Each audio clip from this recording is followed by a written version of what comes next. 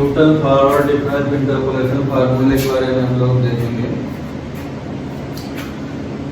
हमारे पास कुछ जो है स्पेशलाइज्ड कंडीशंस है, उसी कंडीशन को फॉलो करके न्यूमेरिकल वैल्यू या न्यूमेरिकल एनालिसिस में जो है हम लोग किसी फंक्शन के बारे में, किसी जो है डेटा कलेक्शन के बारे में डिफरेंट एक्स के लिए डिफरेंट वाई निकालेंगे।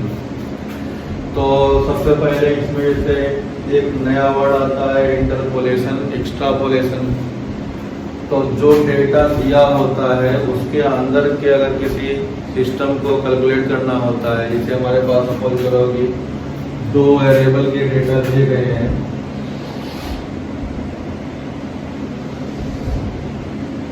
यहाँ पे x दिया गया है, यहाँ पे y दिया गया है। तो इनकी वैल्यू जो मान लिया x0, x1, x2, x3, x4, इनसे रिलेटेड जो वैल्यू है y0, y1, y2, y3 और y4, इस तरह से दो डेटा की टेबल हमारे पास दी गई है। एक को नाम दे दिया हमने x, एक को नाम दे दिया हमने y।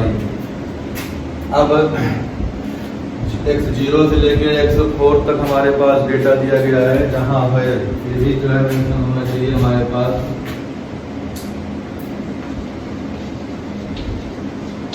where x1 equal to x0 plus h, x2 equal to x1 plus h, x3 equal to x2 plus h। इसको लिखेंगे तो x0 प्लस 2h हो जाता है, इसको लिखेंगे x0 प्लस 3h हो जाता है। पहले हम बता चुके हैं। कहने का मतलब ये हुआ कि हमारे पास अगर इक्वल सेपरेशन पे x0, x1, x2, x3, x4 दिया गया हो तो उसी के लिए Newton forward difference interpolation method जो है लगाना है। तो अब कोई वैल्यू इसी के बीच में अगर हमें निकालना है तो जो है अगर कोई वैल्यू इनके बीच की कैलकुलेट करनी है तो हम लोग जिस मेथड से उसका कैलकुलेशन करेंगे वो कहलाएगा इंटरपोलेशन। अगर मान लिया इसमें जैसे मिसिंग कोई होता, कैलकुलेशन करना होता find x2 by following table, तो वो मेथड जिससे x2 की वैल्यू निकालते हो क्या कहलाती है? इंटरपोलेशन। अगर ये कहता है find x6, x5 and so on, या बिफोर उसके x0 से कोई वैल्यू पॉसिबल हो सकती है, तो वो क्या कहलाता है? एक्स्ट्रापोलेशन। फार्मूले जो है जितने बताए जाएंगे सेम लगेंगे, लेकिन वो एक्स्ट्रापोलेशन और इंटरपोलेशन दोनों जो है अलग अलग चीज़ें होती हैं। पहले हम इंटरपोलेशन को जो है रीड कर रहे हैं तो उसी के बारे में डिस्कस करेंगे। जब एक्स्ट्रापोलेशन आएगा तो देखा जाएगा। तो एक तरह में यहाँ डिफाइन हुआ व्हाट इज इंटरपोलेशन। तो दिए गए डेटा में जो दो वेरिएबल से डिफाइन हुआ x और y में, x के जो है फाइनल वैल्यू जिसको हमें निकालना हो, जैसे हमारे पास xi की वैल्यू x0 टू xn दी गई हो, इनमें से किसी एक i को i equal to question mark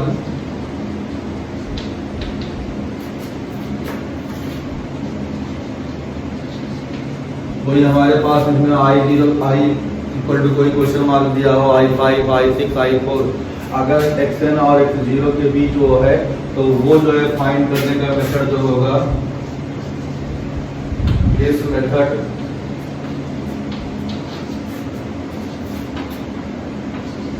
by which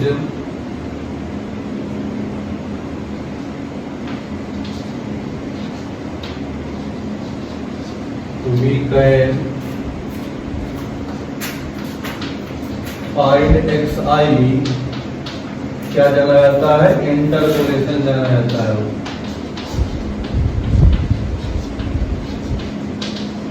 अगर हमारे पास xi की value i does not belong कहाँ? 0 to n, 0 और n के बीच में जो है does not belong 0 to n हो, तो ये मेथड हमारे पास कहलाता है एक्स्ट्रापोलेशन।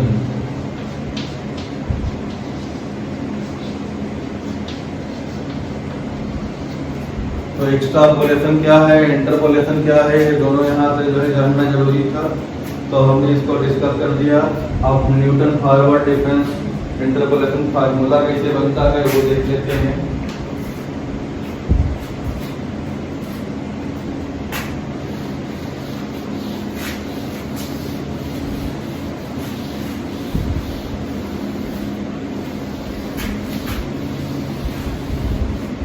यही वैल्यूज हमारे पास जो है दी गई है, इन्हीं वैल्यूज के बारे में हम लोग निकालेंगे।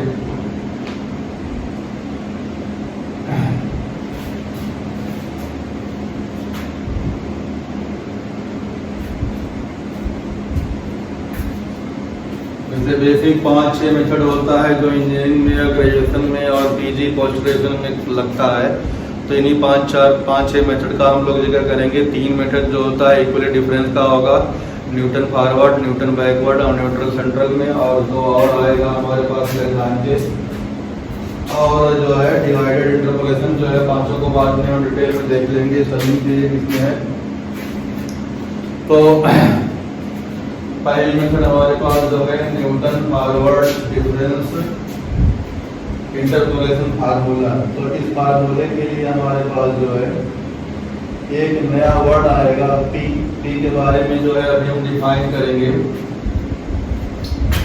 तो y इक्वल टू, जिसे हम लोग fx कहते हैं, चाहे y कहें चाहे fx कहें, इसका जो फार्मूला हमारे पास बन के आएगा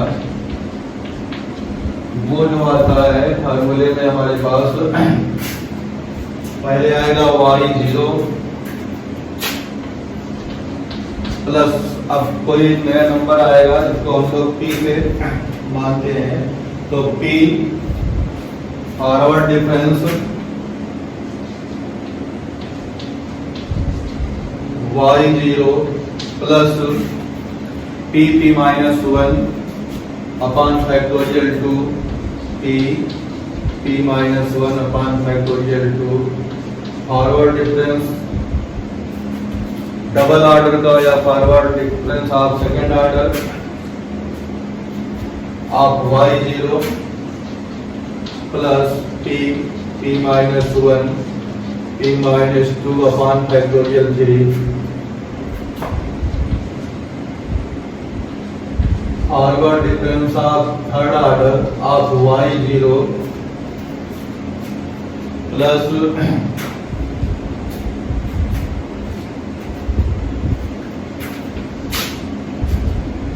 p minus 1 p minus 2 p minus 3 upon factorial 4।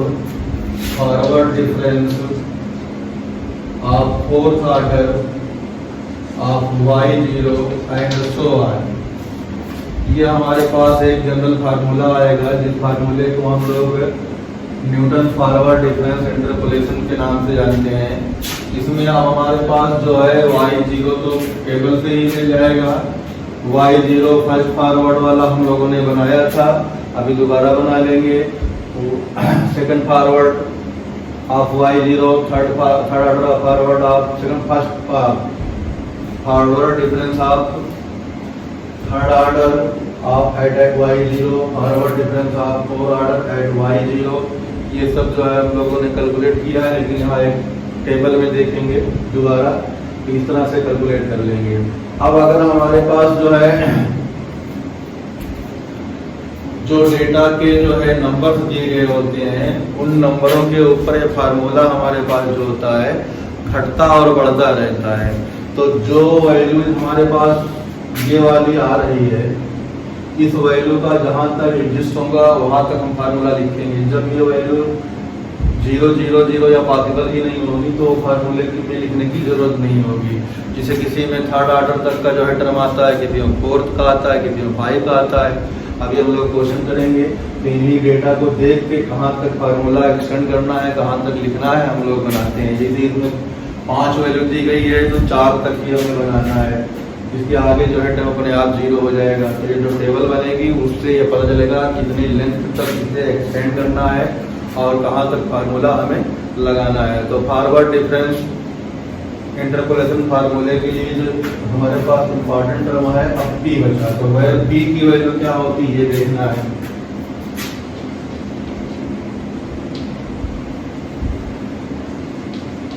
where p equal to होता है x0 minus x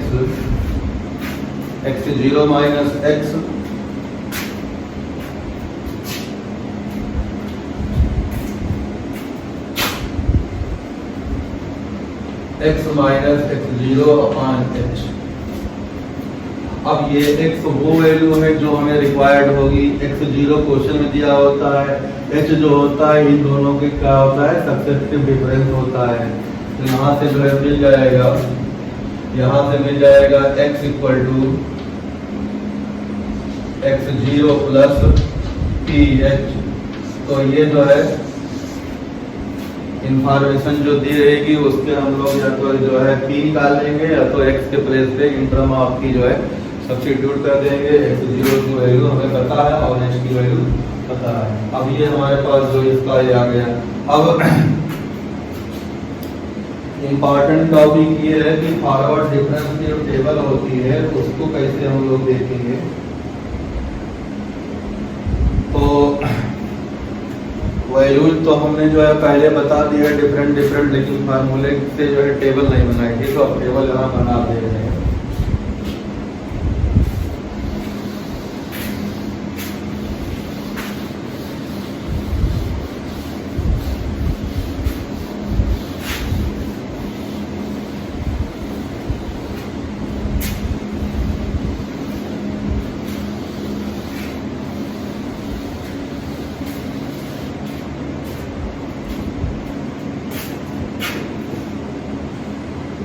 formation of forward difference table. तो formation of forward difference table. तो फॉरवर्ड डिफरेंस टेबल जो है बनाने के लिए हम लोग जो है चार वैल्यू ले रहे हैं। x हो गया, ये y हो गया,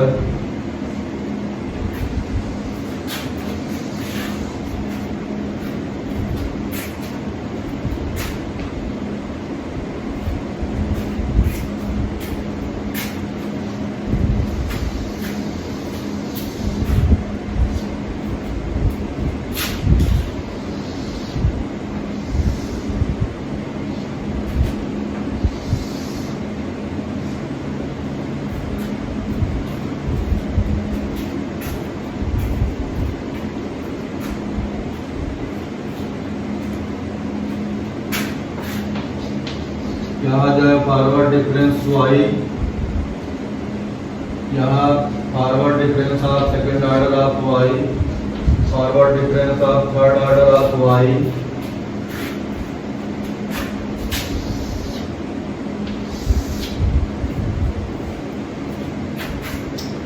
इस तरह से हमारे पास जो है कुछ वैल्यूज होंगी।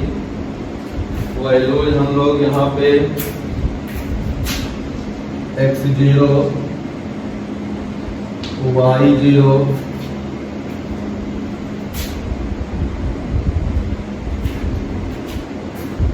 x1, y1,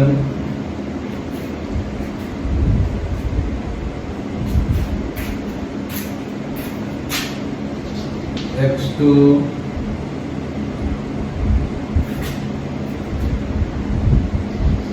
y2, x3, y3,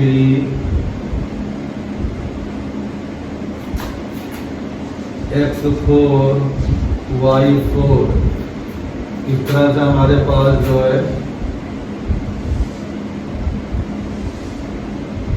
different values जो है हमने ले ली। 4 तक ले रहे हैं, भी हो सकता है नीचे 5 भी बढ़ा दें, अपने हिसाब से हम लोग इसको कर लेंगे। तो ये हमारे पास जो है x0 पे y0, x1 पे y1 और x2 पे y2, x3 पे y3, x4 पे y4, ये 5 जो है हमने डेटा ले लिया। एक डेटा और बढ़ा लेते हैं हम लोग, x5 भी कर लेते हैं, देख लेते हैं।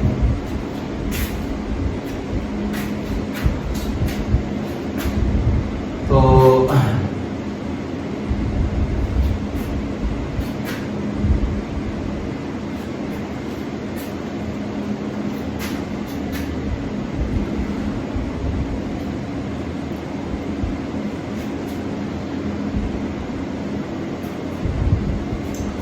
अब जो है कैलकुलेट करेंगे तो हमारे पास जो है फॉरवर्ड डिफरेंस ऑफ y0 जो निकलेगा, फॉरवर्ड डिफरेंस ऑफ y0 जो आएगा उसकी वैल्यू आएगी, forward difference of y0 equal to y1 minus y0 होता है। तो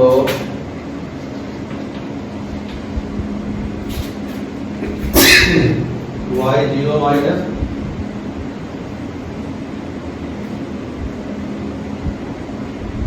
y1 माइनस y0,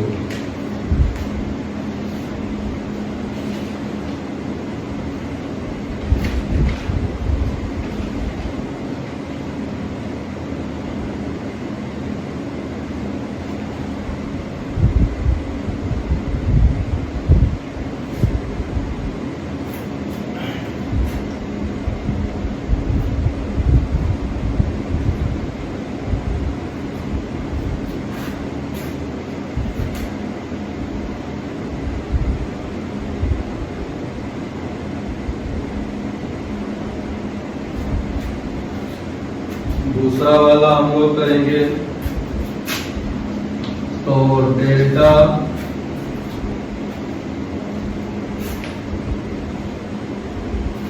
y1 जब करेंगे forward difference y1 equal to कितना हो जाएगा, y2 माइनस y1।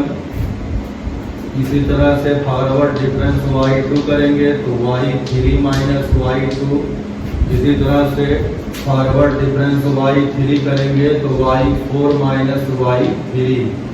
तो अब नीचे इसके नहीं आएंगे तो हमारे पास 1 2 3 4 5 में 1 2 3 4 1 देखो रिड्यूस हो गया, घटता जाएगा 1 1। अब जब हम सेकेंड ऑर्डर का निकालेंगे तो सेकेंड ऑर्डर का हमारे पास जो 1 2 3 4 है तो 3 बन के ही आएगा। अब हमारे पास जो है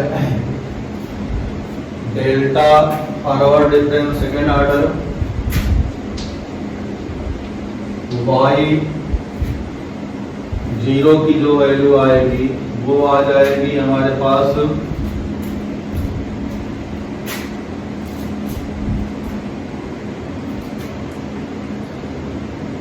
दूसरा माइनस तीसरा, तो हमारे पास जो है कितना हो जाएगा, दूसरा माइनस पहला। तो इसको थोड़ा सा हम और एक्सटेंड करके लिख लें जिससे जो है तो ये वैल्यू हो जाएगी दिस माइनस दिस।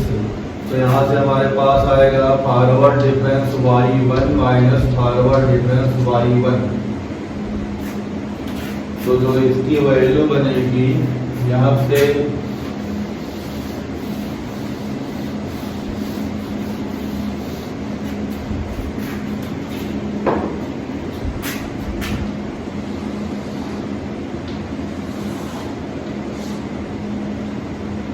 इसकी जो वैल्यू आएगी दिस माइनस दिस होगा तो हो जाएगा हमारे पास y2 minus 2y1 y2 minus 2y1 plus y0।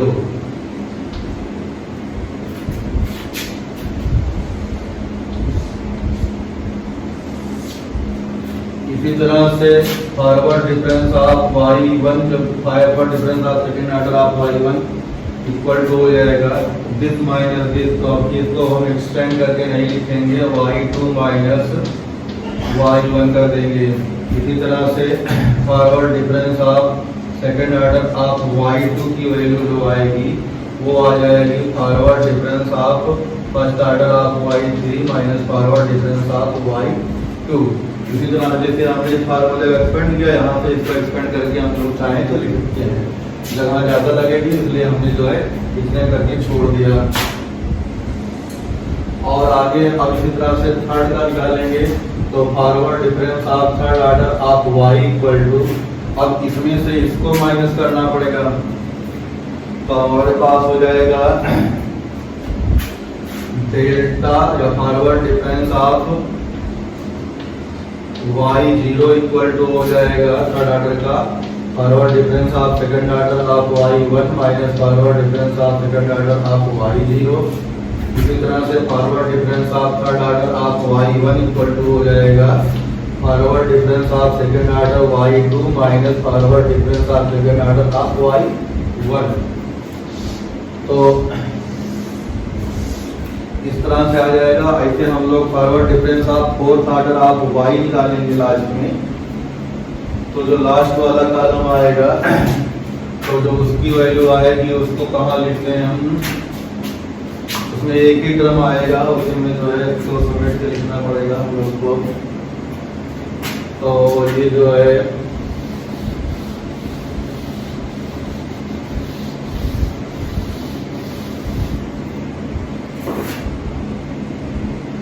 Forward difference of third order of y0 equal to forward difference of second order of y1 minus forward difference of second order of y0 और इसी तरह से forward difference of third order of y1 equal to forward difference of second order of y2 minus forward difference of second order of y1। तो ये हमारे पास जो है यहाँ हो जाएगा। अगला कॉलम जो आएगा नंबर ऑफ कॉलम दिए गए वेरिएबल से एक कम होता है, नंबर ऑफ कॉलम दिए गए वेरिएबल से एक कम होगा। इसको भी ध्यान में रखना है, नहीं तो आगे हमारे पास जो है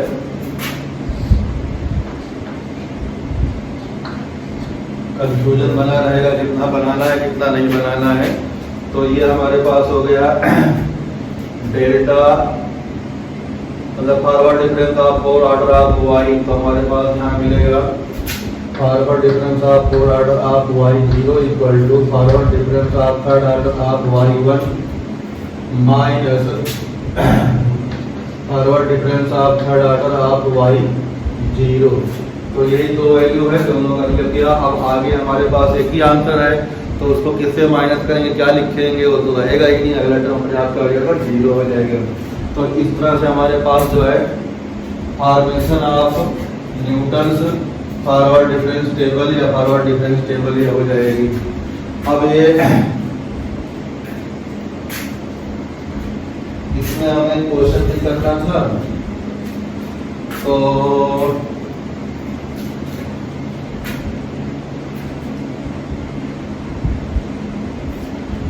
ऊपर जो फार्मूला हमारे पास लगेगा वो फार्मूला हम लिख दे रहे हैं, जिससे समझ में आए कहाँ कहाँ जरूरत क्या है। y इक्वल टू fx होता है, इसमें जो फार्मूला बनता है फार्मूले में सबसे जरूरत कहाँ पड़ेगी,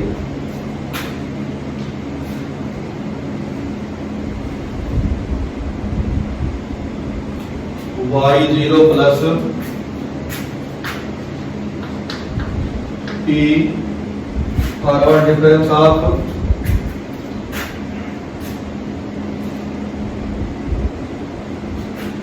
forward difference of first order of y0 plus t minus 1 upon factorial 2 forward difference of second order of y0 plus t minus 1 और t minus 2 upon factorial 3 forward difference of third order of y0 and so on. अब जैसे मान लिया यहाँ पे हमारे पास forward difference of fourth order of y0 की वैल्यू आई है, तो आगे वैल्यू आएगी नहीं, तो आगे हम लोग लिखेंगे नहीं, किसी में जो है और कम आ जाता है। तो इस तरह से हमारे पास जो है इसका एप्लीकेशन भी हो जाएगा और वैल्यू जो है हमारे पास रहेगी, उसको रख के हम लोग निकाल लेंगे। अब फॉरवर्ड डिफरेंस इंटरपोलेशन फार्मूले से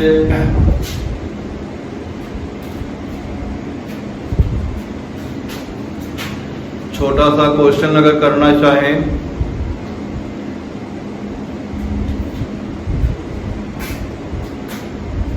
उसको अगले में करते हैं।